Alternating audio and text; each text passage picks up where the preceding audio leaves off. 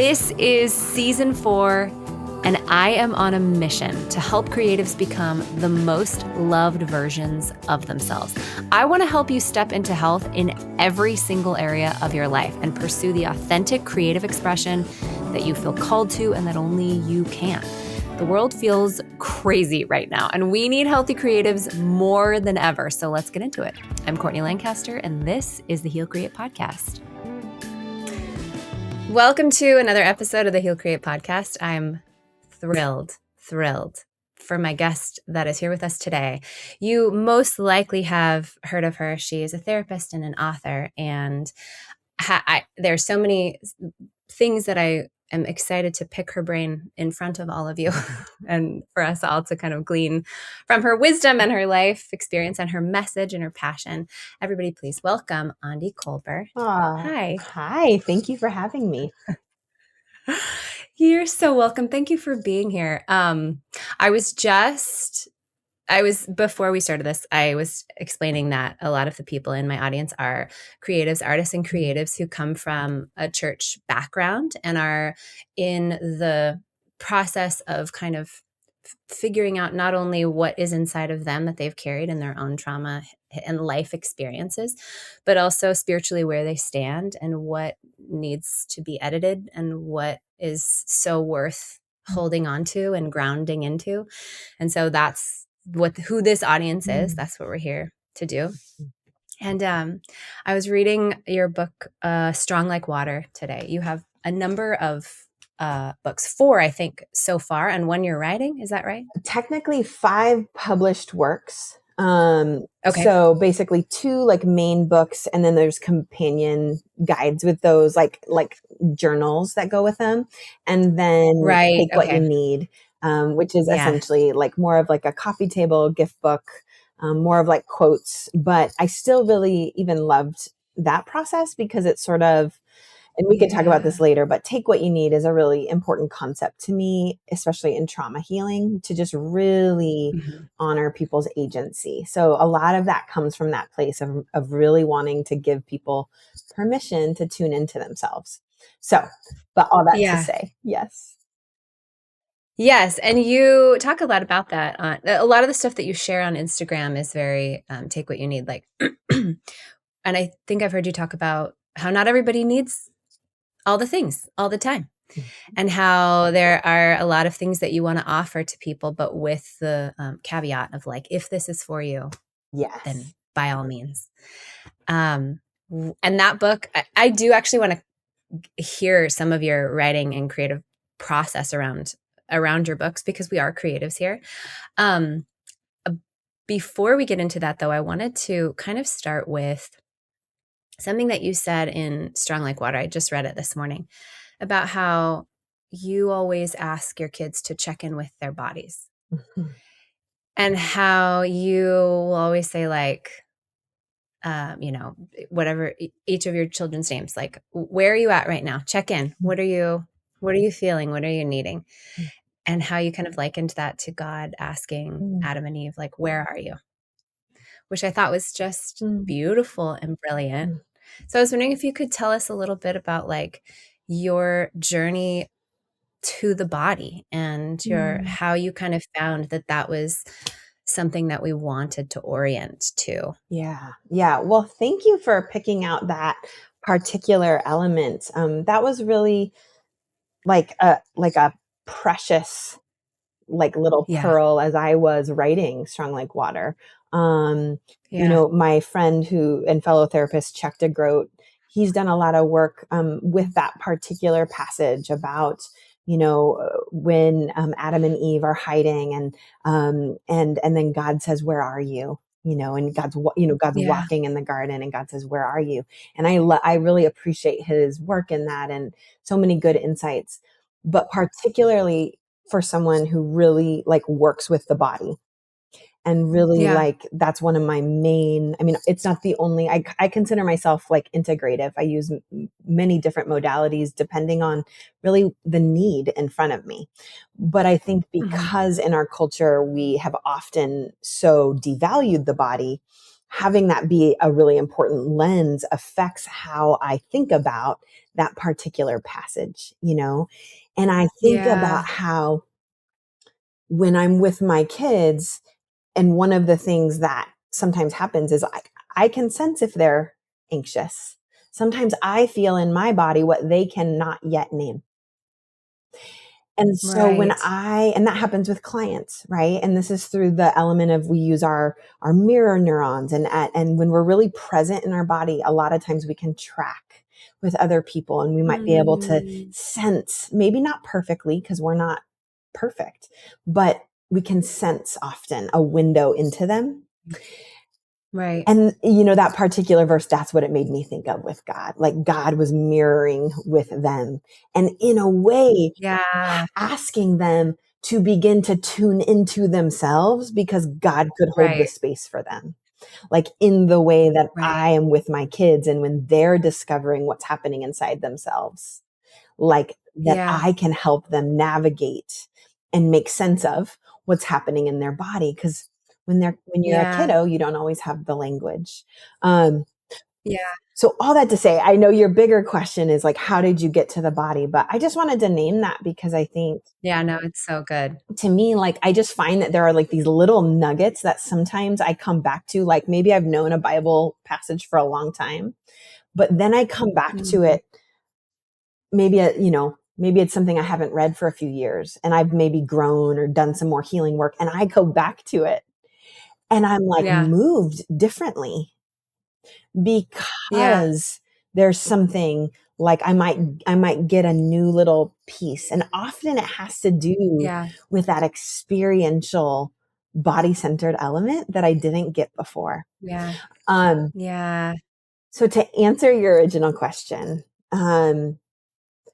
for me, the work of becoming really what I would consider a body centered therapist, I've been working in this field. It's been almost 19 years.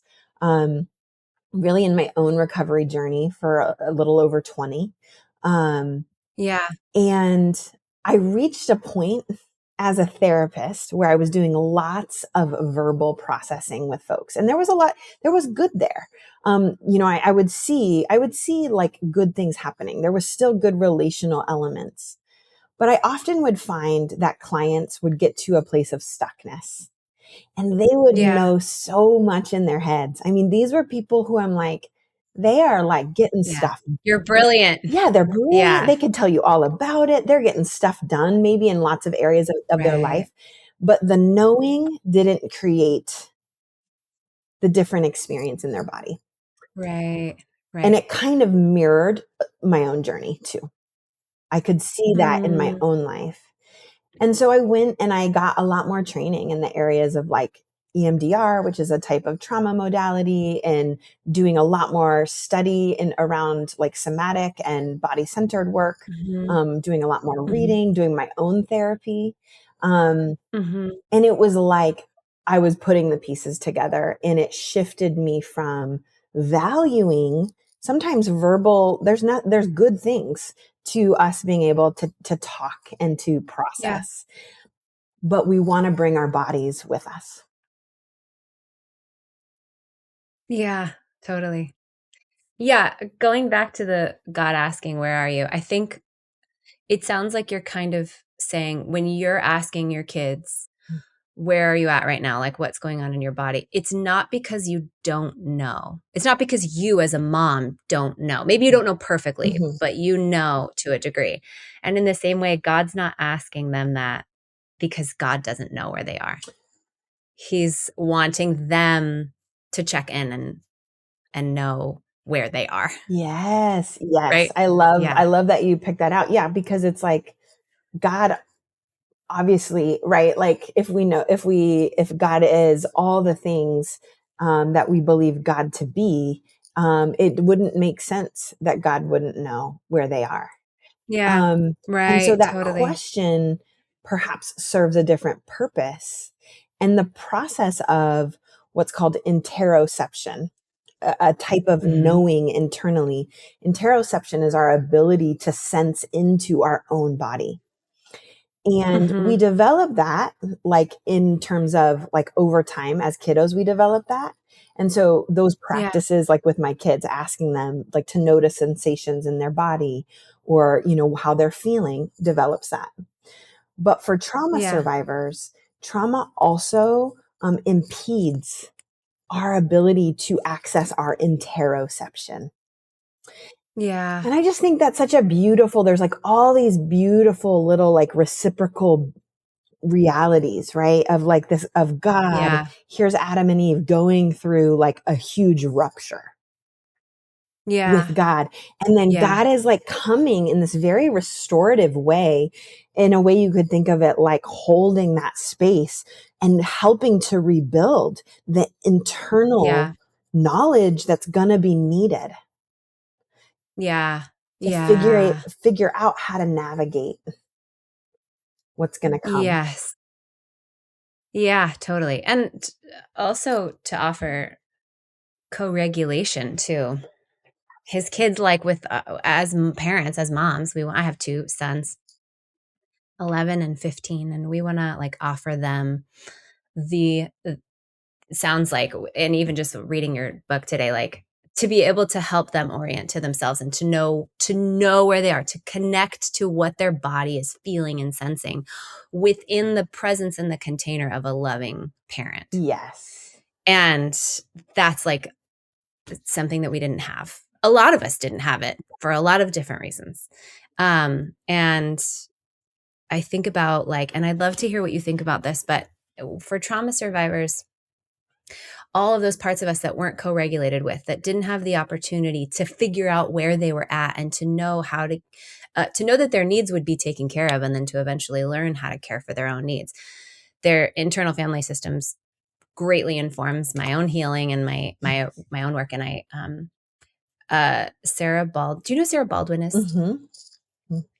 She's been in my life for a few years, and she calls it internal co-regulation. Mm, So like a mother would be with their child, helping them process and understand and orient to themselves, feeling activation in my body when I notice triggers or things that, remind my body of old trauma, yeah. has kind of helped me as the owner of my body to co-regulate with myself. Yes. I Like, love that phrasing. And I think that's really the heart behind like compassionate attention, right? For Trey Softer, yeah, is that it's the yeah, withness, right? And it is yeah, the withness. And we, and yeah, I mean, I just love like, there's just always like these, it's almost like a dance of energies, like around the yes, withness, right? Like we might experience it from God or we might experience it from others, which allows us to develop the capacity in ourselves, which allows us to steward that also to other parts of yeah, ourselves. And then often that energy also moves. It moves to others, right? We love our neighbor as yeah, ourselves. And so there's this right, really beautiful, and for me, I think this is part of one of the most striking things for me about faith is the way like mhm, the relationship that just exists. Like it's so, it's like all these little, yeah, these little pictures of healthy connection, right? And so yeah, even yeah, in ourselves, right? And so whether we talk about it through internal family systems or like there's all these beautiful ways that testify to this reality of this withness, because withness, yeah, really good, whole, true withness is generative, and it will always be yeah, generative. yeah. That makes me want to cry. Mm. I, for those that don't know, speaking of Try Softer and Strong Like Water, they resonate deeply, I think, with people, especially that have been in the church that are pushing themselves Mm. and really pushing themselves through. And I was wondering if you could share a little bit about your own story and kind of like what led you to discover that trying softer was Mm. actually the path to healing. Yeah, yeah, absolutely. Well, thank you for saying that, and just want to say I love Sarah Baldwin's work Yeah. too. So thank you for Yeah. naming that.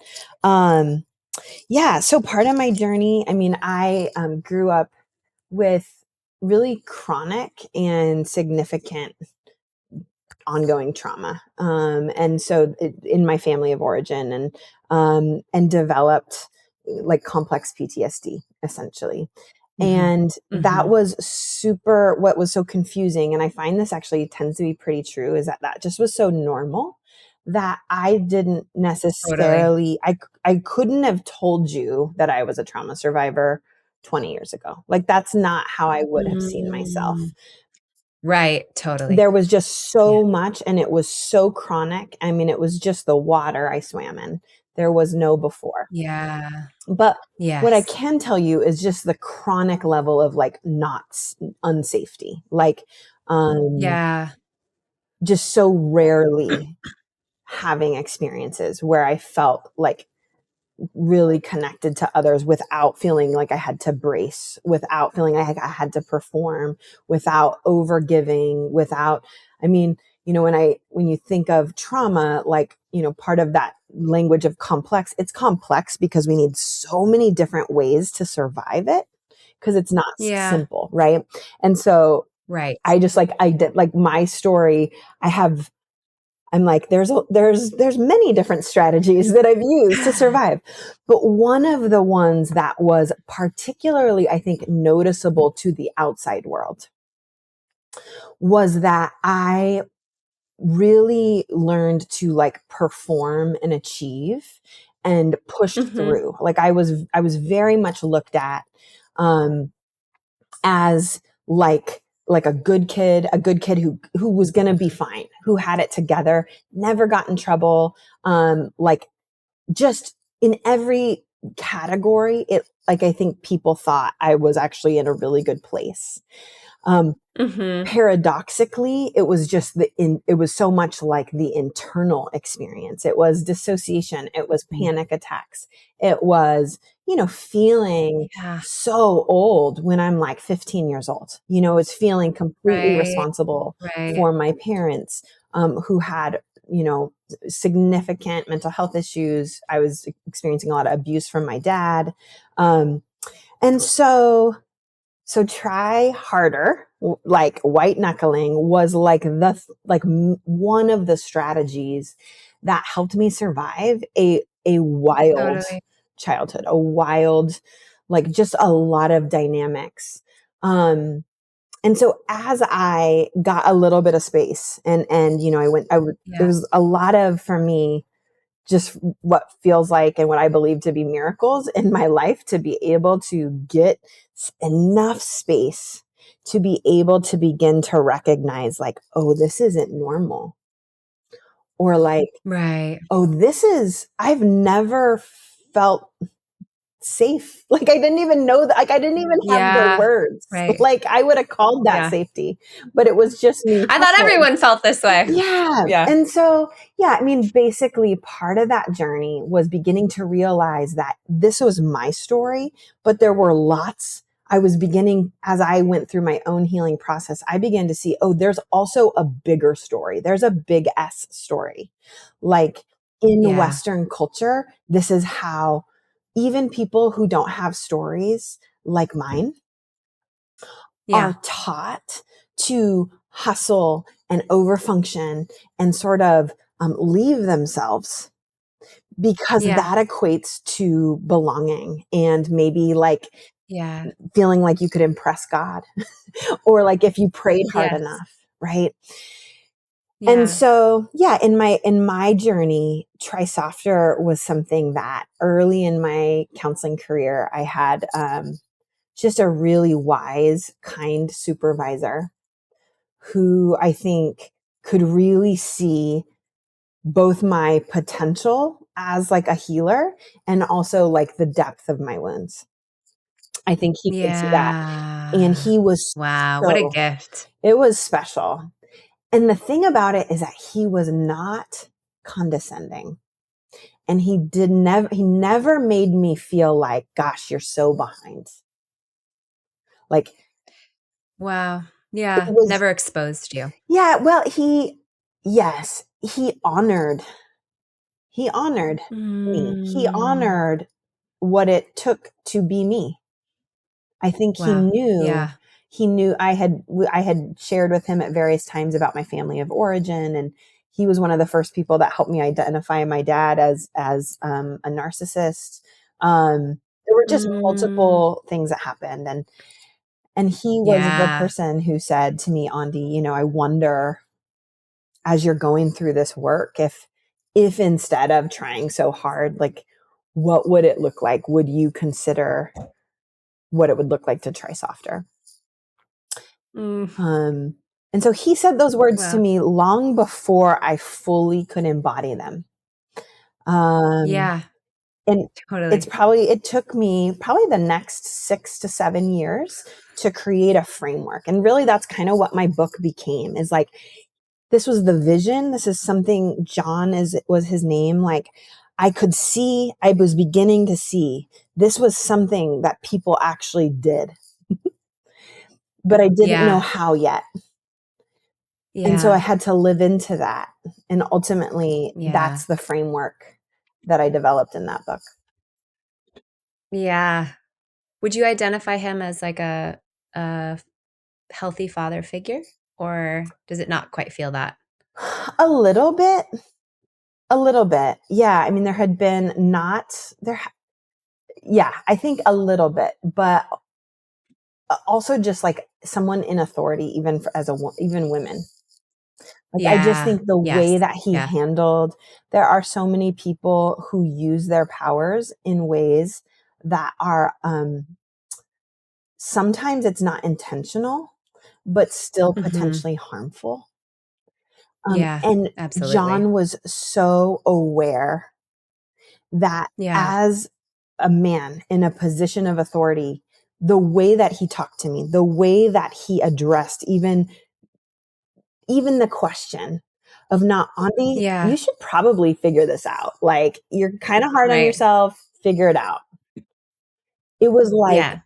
it's more like a surgeon Yeah. who has so much expertise, who's like, we're just going to go Yeah. to this one tiny spot and we're just going to Yeah. address that, because I know if I go to these other areas, there's too many other Right. ramifications. Yes. Yeah, totally. That makes a lot of sense. I ask because I don't know how much part of your healing that's been, or if that's a concept that you think about, but like finding family before, and even as I'm still learning to be just the connected we do need each other, but I think before I was able to really be with my own activation and younger parts, I identified kind of replacement family everywhere I went.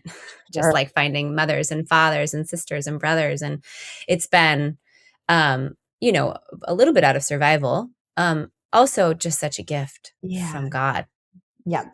that have been these sort of, yeah, does that make sense? Absolutely. And I think that's one of the things, just kind of going back to the larger conversation we're having, is that sometimes to be able to pay compassionate attention to ourselves, we don't we if we haven't been given that, it's actually really appropriate to find, even if it's Mhm. a little Yes. bit, even if it's just one person, Yeah. that we begin to experience that relational safety, because that relational Yeah. safety helps us build the internal safety.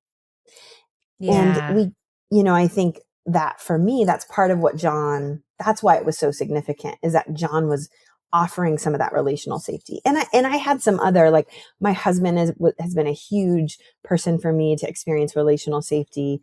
I've had some good therapists. I've had some good friends. Um, Mhm. but there was something about the fact that I think he really, if he had handled that moment differently, like, I might not be a therapist today. I Yeah. mean, it was that big. Wow. Wow. It could have absolutely gutted me. Do you know what I mean? But Totally. instead of doing that, Absolutely. it actually began to heal me. Yeah. That's really beautiful. It makes me think about the Mm, responsibility that I have in the lives of the people that I mentor or coach, mm, to be gentle with what I see. Um, even myself, I feel like there are even times with myself where I know that I'm not ready to go to the places that might be coming up, and taking Mm-hmm. taking softer approaches, knowing that like the questions and the gentleness with myself Mm-hmm. and with others does lead us to more expansive journeys of like not trying to fix what's wrong with us, but I guess just inviting curiosity instead. Yeah. I wonder why I'm not trying Yeah. softer. I wonder how I do that.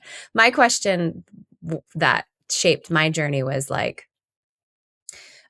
being a worship leader and being on some Mm, really big stages, thinking that all of my own trauma was actually the context that I had was spiritual warfare. mm, And it made me, I've said this before on this podcast, it made me a really good worship leader mm, because I was like constantly, passionately pushing back the darkness that I thought was mm, external coming towards me, that was mm, coming from inside of me.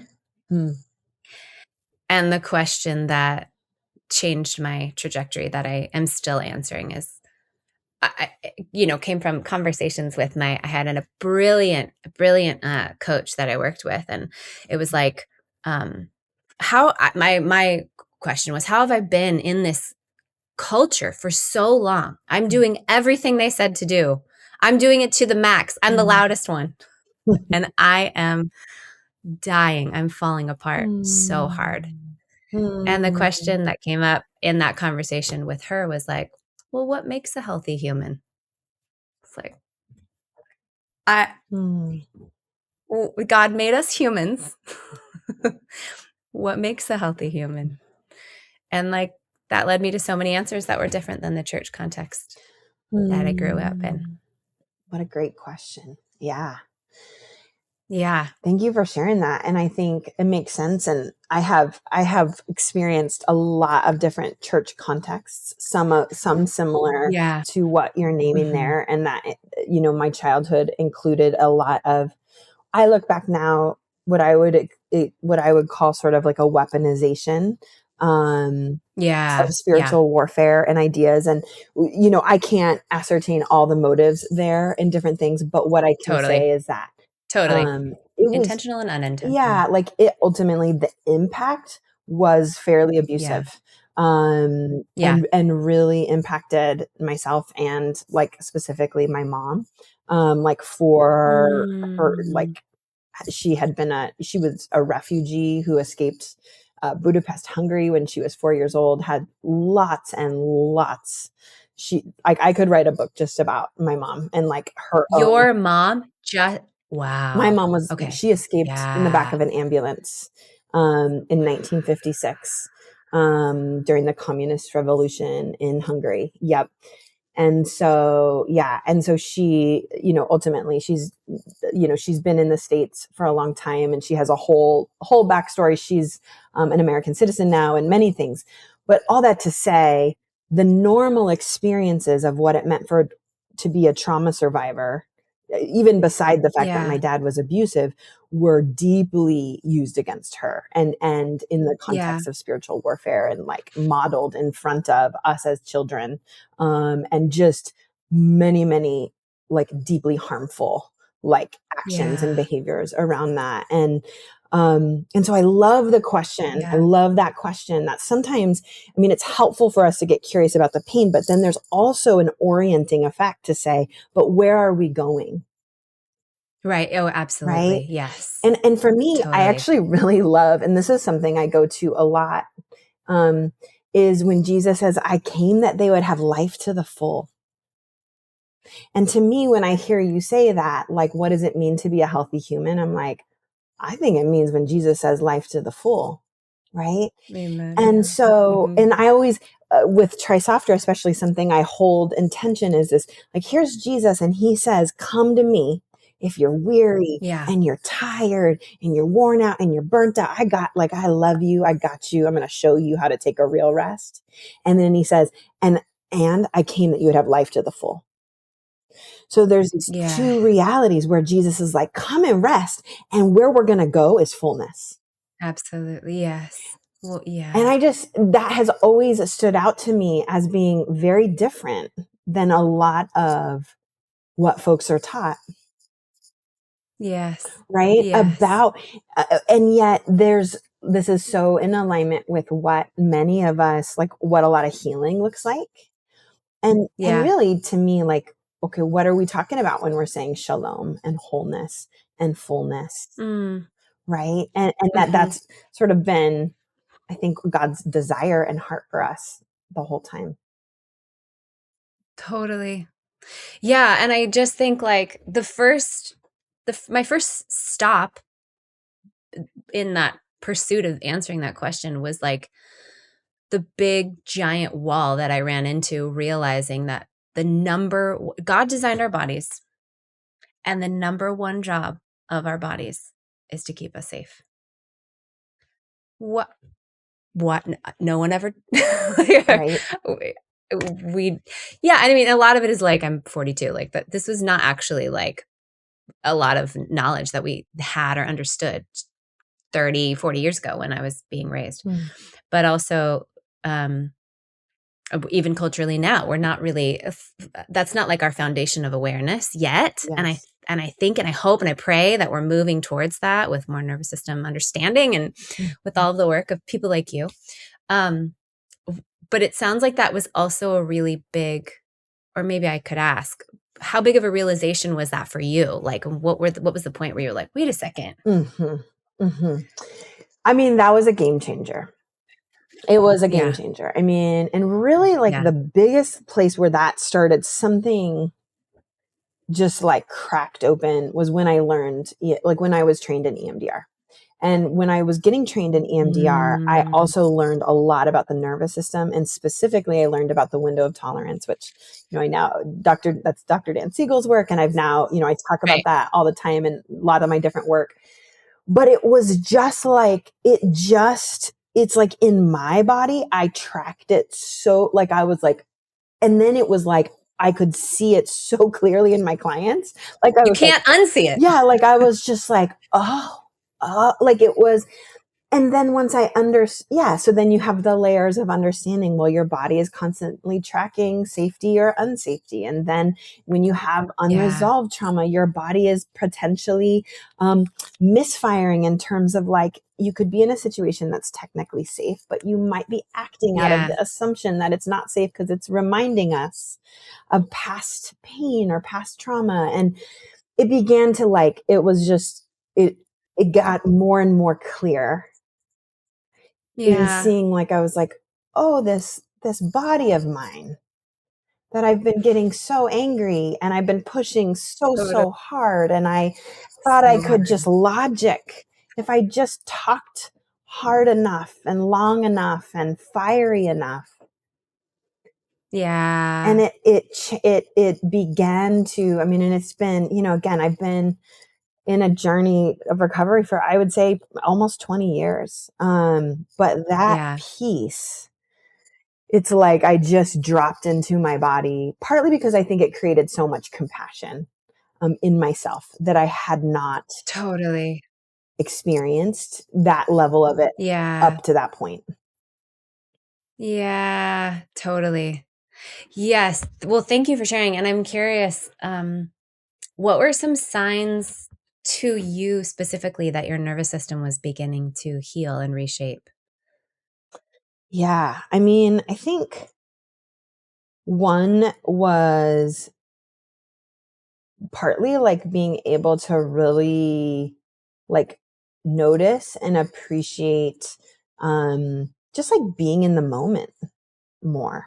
Um, Yeah, just yeah, like a growing capacity to just, yeah, to be in the moment. I think a really big yeah, growth stage for me in my journey, like there's been like lots of, how like you kind of go through a big maybe healing, and then sort of like yeah. you integrate it, and then maybe something else. Coast. And so Yeah, one of the big places for me was after my daughter, who's now 14, was born, and my postpartum was, it was intense, and it was another brutal. Mine layer too. of like really having to realize like how much my try hard white knuckling was a mismatch.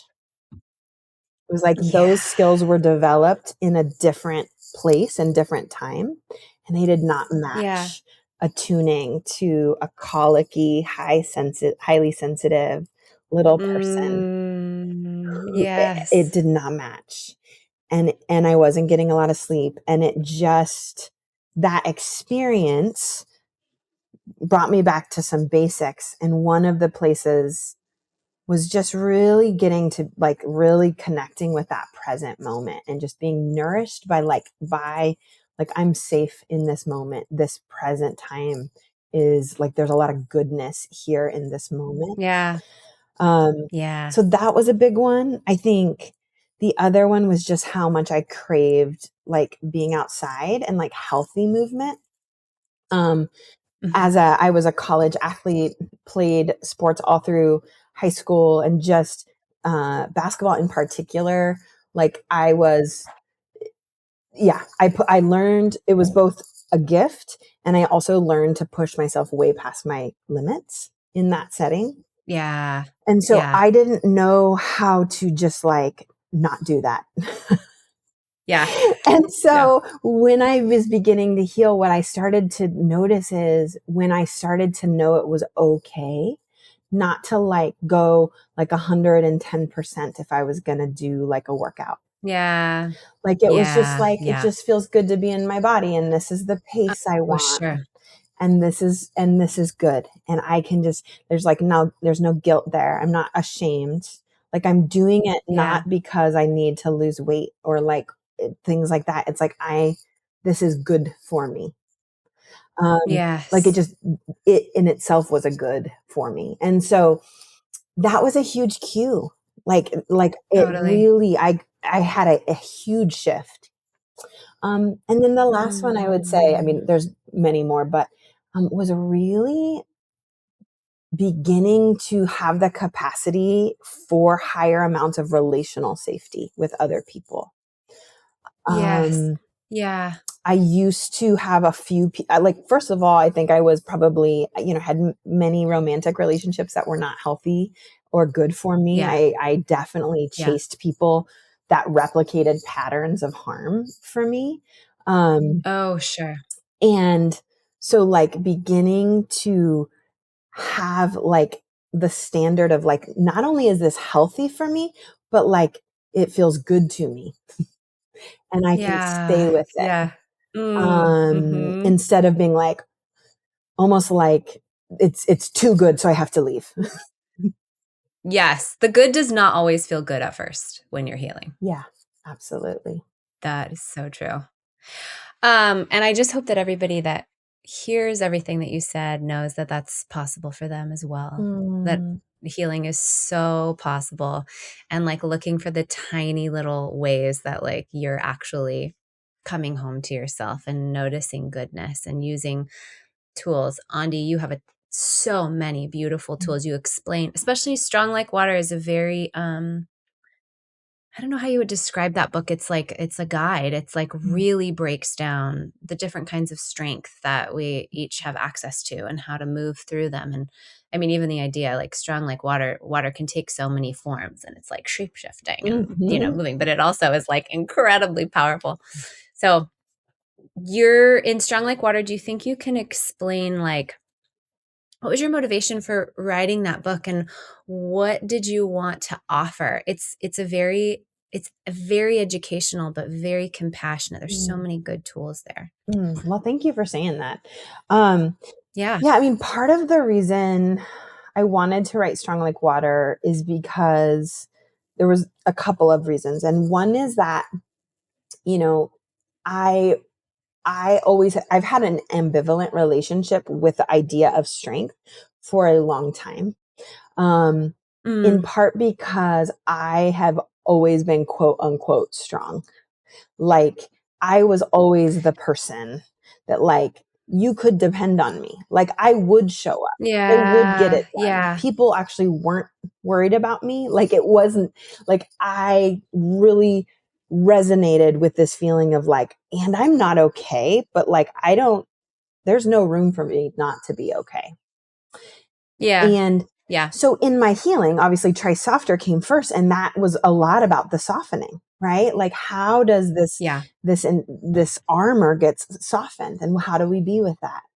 But strong like Yeah. water was a little bit about the reclaiming of strength, of saying, Yeah. like, I Yeah. don't shame my survival. Like, thank God that my body could do and adapt the things that I was able to do, because that allowed me Yeah. to survive some really hard things. Yes. And each person, so that's my story, but each person, I believe God puts in us the ability, like I call it situational strength. And that's basically survival Mhm. strength. Like, it's the ability to get through it, like whatever it takes. And that's where we might tap Yeah. into trauma responses, stress responses, all those things. And then Yeah. I go on to name these other kinds of strengths. But the thing that I think is different about it, and what I really wanted to challenge in our culture, is it's not the pain that ultimately makes us strong. It's actually Yeah. having support and resources and safety as we Yeah. navigate difficult things that Yeah. allows us to access these other kinds of strength. And as we do Yes. that, that's where essentially more of our brain and body and nervous system can come online. And we're Yeah. able to tap into the natural processes of our body that can metabolize pain and trauma. Yeah. And we're able to be more in alignment, I think, with Yeah. who, like, our values and who we're made to be. Um, Yeah. and so, yeah, so throughout the book, it's sort of, in a way, it's also a little bit of like a love letter to trauma survivors. It feels like that. Because It really feels like I personally, like, I know, yeah, I have heard for so long, right? 20 years in the field almost. Um, there's so much shame for people yes. around how they survive. Yeah. And certainly, yes, sometimes we've done things to harm people. Like, it's not to say that we Sure. get to do whatever we want, but Right. it's so important that we honor Yeah. why we needed to survive, how we needed to survive, because it's in bringing that compassion that we can actually allow those things to sort of come with us in a healthy way. Like the Yeah. things that, like the little pieces of gold about, like, Yeah. what we survive, those get to come with us. And then we get to set Yeah. down what's no longer Mm. ours to carry. And so Yeah. that's my hope for Strong Like Water, is that people will also, that it will help them transform how they view themselves and their body, with more Yeah. compassion, and hopefully even just like curiosity about how they can work with Yes. themselves. Yeah, it is honestly such an excellent resource for anybody that's looking to understand themselves and their history, and also maybe how to move through trauma. And it honestly, you've talked a lot about the having to be so strong. It sounds like you have a really good relationship with that part of you now, though. Mhm, She's like, mhm. you have her trust, it sounds like. Yeah, no, I love this part of myself. And I think that's partly why I Yeah, wanted to write this book too, because in writing Try Softer, it was almost like, oh, I'm not giving up my strength, I get it. Okay, that makes sense. but I don't want to have to do it to Yeah. survive anymore. Now it's for my Yeah. wholeness. Yeah. And so, Yeah, yeah, I totally. actually call that part of myself basketball Aundi. Love her, love Yes, it. and she is fierce. She is fierce. Yeah. And, that part of me Wow. originally sort of got shaped a lot through trauma, through not having Yeah. choices, through feeling like it's all on me. Um, Yes. and now I'm so grateful that this part, there's just been so much good work that that part feels like she's on my team. Like, like, Yeah. like if I have to do a hard thing, I'm like, oh, let's go basketball, Andy. Like, Yeah. like, I need you. yeah, Yeah, in let's do it. partnership, right? And still in alignment Yes. with who I am. That part of Yeah. me has a tenacity that I Yeah. deeply value. Yes, totally. And that tenacity, it is like basketball or sports. I mean, anyone that knows me would laugh that I would even say, I know nothing about sports, but I would imagine that it is like basketball in the way that if you're playing to prove something, that's scary. But if you're playing for fun, all that tenacity gets to come and like show who you are and what you can do without being connected to whether or not you're valuable. Yes. That's beautiful. Mm. Do you mind if I ask you really quick about the church and about your relationship with the church? I've heard you talk Yeah. a lot about the potential for, and this is something I'm hopeful for as well, a trauma informed Mm. church, and moving towards updating our healing modalities as a church. I actually had my first post go viral. It's never happened to me before until a couple weeks ago. And it was about Mm. church being a trauma magnet and Mm. how that's not, for trauma survivors that don't have a sense of belonging or purpose or know how to trust themselves, the church can seem like it offers all of those things. And I Mm. don't think that's even a bad thing. Mhm. But if we don't go on to internalize our sense of belonging and Mhm. trust and purpose, then we will either want to burn the church down when it lets us down, or we'll want Mm. to defend it and hold on to it. And it's almost like the church right now is obviously shifting and changing so much. And I think a lot of people are feeling like they're finding out that their childhoods weren't perfect. Mm.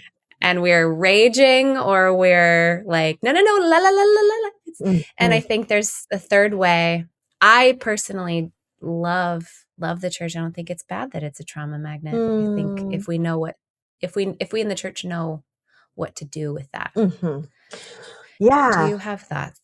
Yeah, well, I will say, like, I think that it is a layered conversation, and probably even Sure. more than I could cover in this. But I'd love Yeah, to of give you some course. more Of some course. thoughts. And I think, I'd love, yeah. yeah, I mean, first and foremost, the thing that comes to mind is like, I'm like, and Jesus was a trauma magnet, Yeah, absolutely. right? Absolutely. Regulated nervous systems usually are. Yeah, and I mean, what I mean by that is like he was moving toward pain. Yeah. He was moving towards people on the outskirts, the children. He was advocating. He was noticing power inequalities. He was always the most firm with those who had the most power and using it in inappropriate ways, right? There's this way. Yeah. So for me, I think I look to Jesus as a model for us when I think Yeah. about this. And I think I would say there's validity to a lot of the anger that a lot Yeah. of people are Absolutely. feeling. There has been a lot Yeah. of harm done and a lot of Yes. weaponization of faith, and there's validity to Yeah. having emotions about that. And I Yes. think that part of our journey, like in the Christian faith tradition, is to sort of like get back to almost this reality of, I mean, in some ways it's like the simplicity of like learning to, whether we experience it first from witness of God, or it's like the experience Yeah. of as we're loving our neighbor as ourselves. And we're kind of going back to our earlier part of the conversation, like we're developing the witness. Yeah. That's the fuel that's ultimately gonna Yeah. create the safety Yeah. that is going to Yes. be needed, because no real healing Yeah. can happen without safety. And right now, in Yes. a lot of churches, I don't think that there's a lot of felt safety. And so Yeah. there's going to need to be really a reclamation of honoring some of that, and really Yes. also recognizing that needs to be also congruent with the recognition of things like power dynamics and things like Yes. how, because that is also affecting people's safety, right? Yeah. That someone with the Yeah. least power is going to be affected differently than maybe the pastor who's speaking from the pulpit. And so, Right. I think from like a wider view of this, I think there's lots of hope, is what I would say. I'd Yeah. say that there's lots of Yes. hope and there's lots of work. And that's Yes. okay. I think part of the journey, just it almost mirrors like when someone comes into therapy and they say, well, how long is this going to take? Yeah. Right. And we're Yes. thinking, and part of, I think for a lot of people, we're like, gosh, give me the checklist so we can be fixed. And Yeah. as you know, Right. because I know you've been doing a lot of this healing work for a while, it's like we need to change the posture to say, oh, we're already loved. Yes. We're good The now. And checklist, the checklist does not yeah. give us the value. That's not what the checklist is about. Yeah. Like it can't give that to us. We actually already have it. So since that's Yeah. already ours, how can we inhabit this place? And to the extent that we are able or what we can influence, how do we then, knowing that, for example, nervous systems affect each other, how do Yeah. we create churches where we honor, for example, people's agency and Yeah. invitational language? How do we Totally. prioritize that those in leadership, that there is really significant accountability when harm has been Yeah. done? How do we prioritize the recognition that um, trauma affects and our stories affect our ability to live congruently? And if we're in leadership and we Yeah. have not had that kind of personal work or development, that could have some significant implications for how someone Yes. leads a church or leads a space or leads a small group Yeah. or whatever that is, right? So Yeah. these aren't easy questions. These aren't like one Right. and done questions, right? Totally. Yeah. And I think if we can come back to just this is to me part of what keeps me connected to faith is to say, but our job is not to prove Yeah. and go make these things perfect so that God will be with us. God is already Right. here. Yeah. God's Totally. already here. That's a beautiful, beautiful answer and a beautiful way to see it. And I think as a woman, what are you feeling like is our invitation as women of faith and women of that are healing in this time in our history? Do you have a sense? I sense from you as I watch, I know you said you're really intentional about what you post. Mhm. There's still a lioness coming through everything you're saying. Whether that's intentional or not, something has been waking up in you probably for a really long time that Mhm. no one can see, that I am reaping the benefits of as a woman Mm. in faith. And I'm wondering what that's like for you and what you sense the invitation is for women right now. Yeah, I mean, I think that there is a reality in which, women are often socialized to suppress their voices. Yeah. And it's not only women, but often. Yeah. And Yeah. others also who might have marginalized identities as well. And I think part of, as you know, things like fawning are a trauma response, right? And that's certainly part of Right. my Right. story. And Yeah. so for me, my own personal invitation I experience from God is to live in alignment with who I actually am. Yeah. And that means the Yeah. tenderness and the fierceness in balance Yes. with my God given Yeah. self. Um, Yeah. and to do that in a way that is the honoring of it's not always going to be comfortable, but I also don't Yeah. have to disconnect from myself. Right. And I think to me, that's actually the sort of the invitation of all healing is that we Sure. could touch into the places that maybe aren't completely comfortable, but we don't lose our tether to safety. We don't lose our tether Yes. to connection and goodness either. And I think that's Yeah. the invitation for women, right? Is that Yeah. oftentimes, maybe if we're fierce, sometimes it's coming out, it's by the time it comes out, maybe it's already coming out sideways. And it's like, Yeah. then we are like, oh man, I did something I didn't mean to do, or I said something I didn't want to say. And it's like, but what if we could own that Yeah. the fullness of the Yeah. tenderness, the fullness of the fierceness, while living in alignment, staying connected to God, to the person we're made to be. I think then we are able to discern the work that is ours to do. And so Yeah. for me I'm a trauma therapist, I'm a trauma survivor. And I am a person who, I'm a person of faith. And so those things Mhm. have intersections. And so for me, it's like that invitation brings me right up into spaces where I am discerning, like, okay, when is it mine to say something? And when is it time to say, okay, this is not mine, but I'm aware of what's going on. Yeah. Yeah. So I think that, I guess the one other part of that answer would be to deep discernment. Deep, this Yeah. time, this season, is to not outsource. Yeah. Do what we can to know that we can experience and know God with us, and to not outsource that wisdom outside of our body. Because I think that often leads us to places where we maybe do things that we don't love that we did, or that it leaves us Yeah. vulnerable to Mm, manipulation. Um, so yeah. I think that would be the last part of that. Yeah. So beautiful. I heard somebody say, whoever inspires you embodies your potential. Mm, And that became like a foundational way for me to reconstruct and rediscover who I actually am in the midst of so much also complex trauma. And I feel like if anybody's listening to you and they feel inspired, like you're seeing something that I think is happening with a lot of women in Aundi, which is that just mm, the deep wisdom of a grounded and powerful mm, woman. And I'm really, really grateful that you do what you do and that you say mm, what you say. mm, It's changing things for a lot of people mm. and for me. That means So, so much. Thank you, Courtney. of course, I am sad to say I have like 1,000 more questions, and I just realized we got to get you off this podcast. I'm Well, like so sorry. maybe we'll do it again.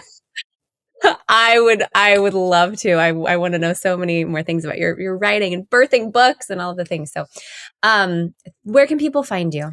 Yeah. Well, you can find me on Instagram at Aundi Kolber. So just my Yes. name, on Substack, which I'm doing a lot more with these days. So Oh, would I didn't love for know you to that. check me out there. And then on Yeah. my website, ondikolber.com. And I have some different resources there. So for example, like my Try Softer guided journey and Strong Like Water guided journey, I have videos that go with those. So if that feels helpful, feel free to sign up for that. Yes, as well as getting her books wherever you get your books at. She has a lot of beautiful, really, really beautiful, helpful resources in books that you can buy and hold. Thank you again so much for being here. It was so lovely to meet you, truly. You are so welcome.